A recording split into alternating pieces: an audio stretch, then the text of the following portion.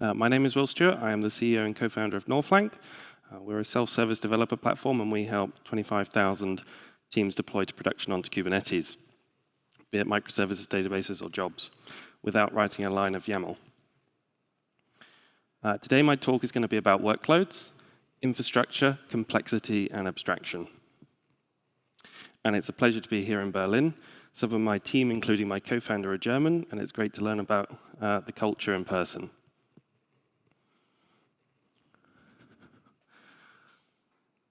What if deploying workloads was simple? That is the question that every engineering team is asking themselves. How can we make things more simple? Today, it's not a simple experience to deploy complex workloads on top of Kubernetes. And the last 10 years of Kubernetes, it's only got more complex. You're all infrastructure experts in the room. My team certainly think they are, or hope so. The first year of Kubernetes is always a wonderful experience, experiencing so much power, the ability to do anything with it. Creating a cluster is pretty simple, especially on Civo. 90 seconds to deploy a cluster to production. Happy days. But that's just the first hurdle. There are many, many thousands of hurdles, or in this case, rakes that you're going to step on, which include upgrading clusters, deploying databases, stateful workloads, scheduling jobs. It gets ever more complex. This can include installing things like service mesh. And after 5 to 10 years, you'll probably start asking the question, why did we do all of this? Every 3 to 5 years, we hear that platform engineering teams are replatforming. They have to reinvent the wheel repeatedly. We all appreciate the value of better abstractions. For example, Linux, DirectX, game developers aren't writing polygons manually. They're sort of integrating with APIs like DirectX. Enterprise engineers aren't writing Java code from scratch. They're building on top of higher-level abstractions like Spring Boot. Front-end engineers aren't hand-rolling HTML and JavaScript anymore. They're building on top of React and Next.js.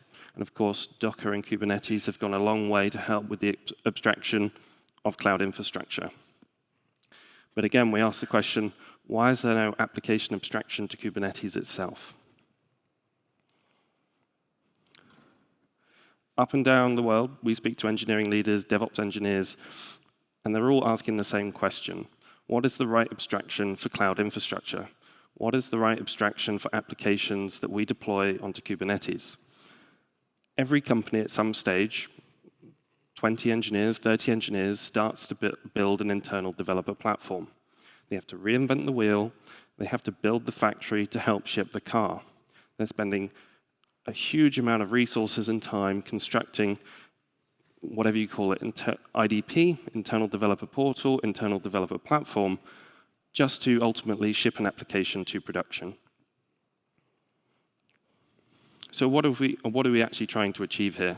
If we take a step up, a higher level abstraction, we're trying to write software, we're trying to ship applications to production, we're trying to generate revenue, get paid, and of course come to Civo Navigate for free swag. If we go even a higher level, we're trying to ship applications that customers consume, enjoy, pay the company money. Hopefully the company becomes profitable and sustainable with that revenue. Of course, building an internal developer platform and investing in complex infrastructure doesn't actually achieve that objective. When we think about building applications, we're thinking about how does it generate us revenue? Why are we not thinking about that in an infrastructure context? Of course, why do we think in these primitives with Kubernetes and infrastructure? Deployment, YAML, daemon sets, they don't understand the concept of your application. They don't understand the concept of how your team is constructed. They don't understand your Jira tickets. So again, why are we thinking in these abstractions when we could be thinking in databases, applications, jobs that ultimately generate the revenue? DevOps is a song and a dance, carefully constructing multiple services, infrastructure components together. You have to spend a lot of time gluing them together and making complex applications run on Kubernetes. But of course, it's not just Kubernetes. You then have to consider the cloud provider. Every cloud provider has different implementations for network, storage, compute performance. Again, we are in the weeds. We're too low level. We need to be thinking about higher level abstractions, thinking about the application again. What I wanted, Amazon.com. What I got was AWS. Extreme complexity, when ultimately I was just trying to ship my application to production. When you go to Amazon.com, you can buy a product and have it delivered in a day, if not a couple of days. On AWS, you try and deploy a service, it could take months, in some cases it even takes years.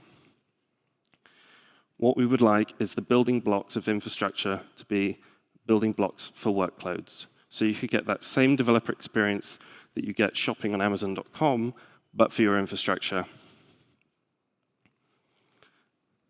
So how do I get Amazon.com? Well, it's about thinking about infrastructure as workloads, not infrastructure. And again, it's about building blocks, thinking and understanding what your engineering teams require. They need a production environment. They need a staging environment. They need preview environments. They need microservices. They need databases. They don't need EC2 groups. They don't need auto-scaling groups. They don't need complex YAML files. Now, there are many organizations at this conference that are trying to build these higher-level abstractions. Northflank is one of them. But of course, most engineering teams are currently doing DIY. So when Northflank looks at the market, our biggest competition is DIY. Teams spend many, many years building these platforms, and engineering leaders are telling us it's not going so well. So if you think about it at a higher level, sometimes the simplicity can come through that. Your workloads are very similar to every engineering team. You have microservice, you have databases. If you can construct them together in repeatable golden paths to production that your engineers can self-serve, sometimes the complexity of this infrastructure will go away. Thank you.